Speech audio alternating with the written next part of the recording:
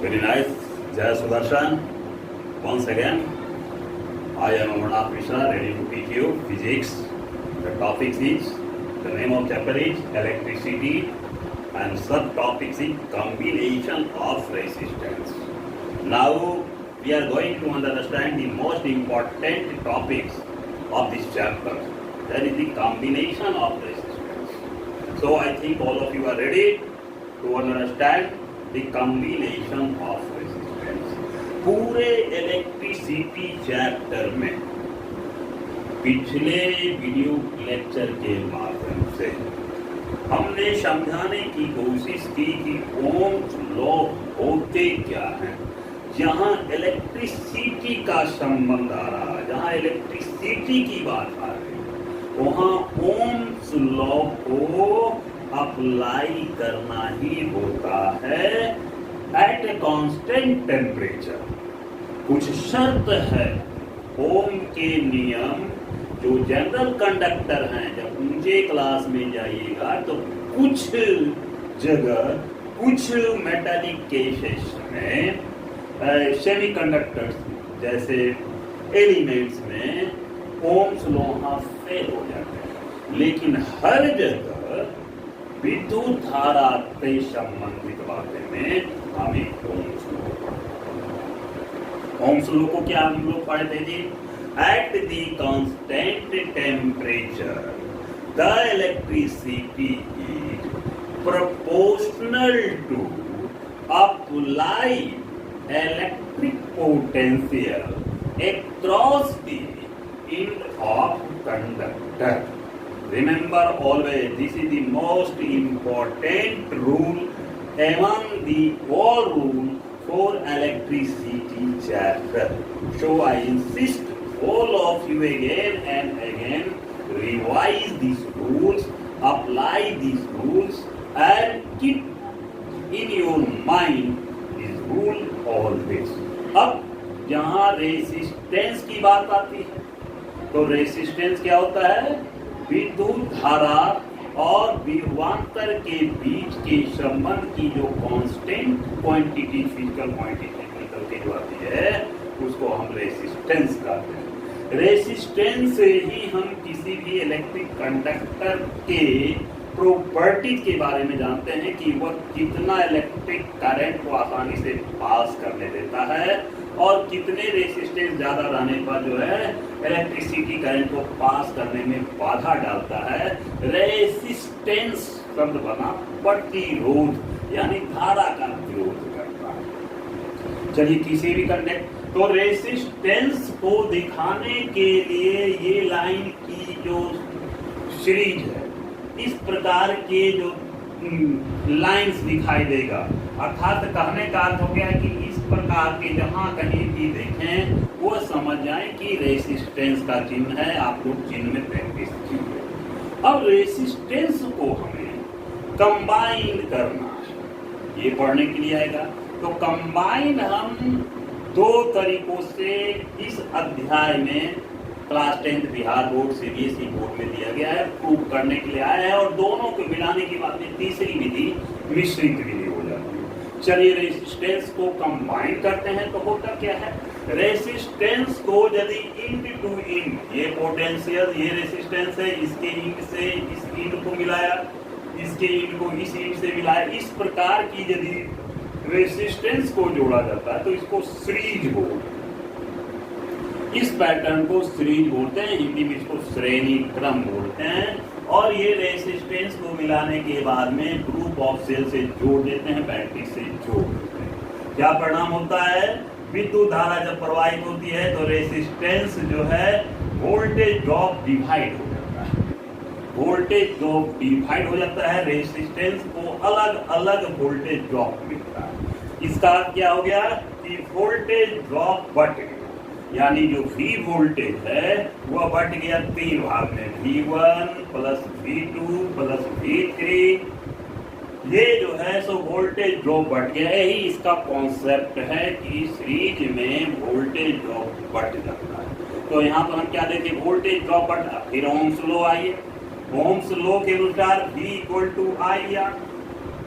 अब V यहाँ पर V1 है, दैट मीन्स कि इलेक्ट्रिक करंट हम क्या देख रहे हैं, सारा में बराबर है। इलेक्ट्रिक करंट यही, यानी I रेसिस्टेंस अलग है R1 plus I R2 plus I R3, जहाँ I स्टैंड कर रहा है इलेक्ट्रिक करंट का, तो I R1 I R2 plus I R3 में I सबों में बराबर है, I कॉमन को हम क्या कर लिया, बाहर कर दिया, अलजेब्रिक सम है।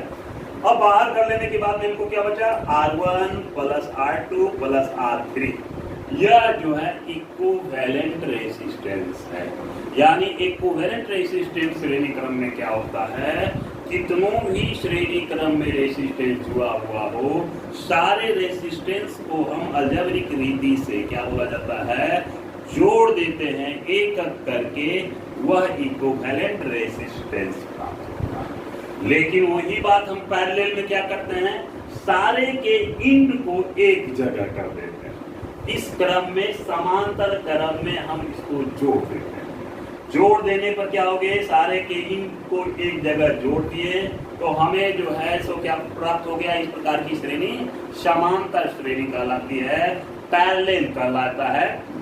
और ये जो है सो इसमें वोल्टेज ड्रॉप अलग हो गए, इसमें क्या देखते हैं, इलेक्ट्रिक करंट बढ़ गया, इलेक्ट्रिक करंट अलग अलग हो गया, और वोल्टेज ड्रॉप जो है सो एक ही, यानी वोल्टेज नहीं बढ़ा।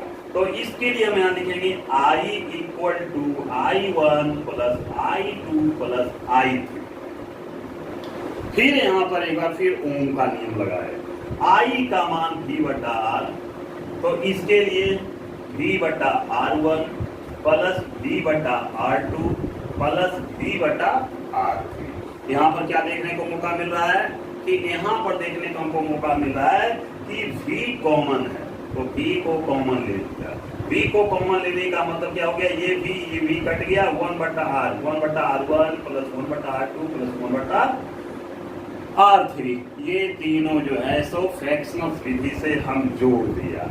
इसका इक्विवेलेंट हम क्या निकाला, यानी यदि जोड़ के निकालते हैं R1 R2 R3 plus R1 R3 plus R1 R2, यदि दो का इक्विवेलेंट रेजिस्टेंस निकालने के लिए रहता है तो R1 R2 बटा R1 प्लस R2 के फॉर्मूला पर जो है हम ये दो का निकाल लेते हैं, जनरली फॉर्मूला में हमें ये आता है। तो इस प्रकार से the importance of series and the importance of parallel series, all of you have understood. In parallel series equivalent resistance का मान इंडिविजुअल से हमेशा कम होता है, और सीरीज में क्या हो जाता है, combination of resistance in series equivalent resistance के मान इंडिविजुअल रेसिस्टेंस के मान से हमेशा ज्यादा होता है। अब मिक्स में दोनों फॉर्मूला को हम जो एक साथ में यूज करते हैं प्रतियोगिता परीक्षा में, कॉन्सेप्ट के आधार पर 10वीं क्लास के नियमित जब बनाइएगा तो बीच बीच में आपको जो है सो इस प्रकार के फॉर्मूला को यूज करना है। यानी हम 3 प्रकार से रेसिस्टेंस को जोड़ सकते हैं। अब इस रेसिस्टेंस को जोड़ने से कुछ इसका आ जाता है हार्मफुल इफेक्ट। क्या होता है, इसमें वोल्टेज ड्रॉप बढ़ जाने के कारण वोल्टेज ड्रॉप कम मिलता है, जिसके कारण किसी भी मेटेलिक कंडक्टर के रेसिस्टेंस को जो है एनर्जी कम प्राप्त होती है। बल्ब यदि लगाया जाता है तो वह कम चमकता है। दूसरी इसकी हानि क्या होती है, पूरे सीरीज में रेसिस्टेंस में एकमात्र ही की होते हैं। हमको यदि किसी बल्ब को बंद करने के लिए रहता है तो सारे बल्ब को बंद करना पड़ता है, यानी स्विच ऑफ और ऑन करने का की जो होता है एक ही होता है। और तीसरी इसकी क्या हार्मफुल है कि यदि बीच में कहीं भी एक रेसिस्टेंस गड़बड़ हुआ, सीरीज में कहीं खराबी आई तो पूरे सीरीज में रुकावट पैदा होती है। इस प्रकार से सीरीज के हार्मफुल इफेक्ट। अब वही हार्मफुल इफेक्ट को दूर किया गया है किसमें, पैरेलल सीरीज में। इसका स्विच अलग अलग हो सकता है, इसमें वोल्टेज ड्रॉप सबों को बराबर मिलती है। इस कारण यहाँ पर जो है इसका मान ज़्यादा मिलने के कारण लाइट ज़्यादा मिलती है, स्विच अलग अलग कर सकते हैं, और कहीं बीच में यदि खराबी आ जाती है तो इसको अलग अलग तरीका से अलग अलग करके हम जो है सो निकाल सकते हैं, दूर कर सकते हैं, और बाकी जो है सो जनरेटर्स जो होते हैं, इलेक्ट्रिकल अप्लायंसेस जो होते हैं, वह जो है प्रॉपर्ली चालू करते हैं। तो हम समझ गए हैं कि आप लोग जो है इस दो रेसिस्टेंस कॉम्बिनेशन को आसानी से समझ गए होंगे। इस पर न्यूमेरिकल बनाना है, न्यूमेरिकल 5 से 10 बनाना है, आपको कॉन्सेप्ट क्लियर हो जाएगा। आज के लिए इतना ही, धन्यवाद।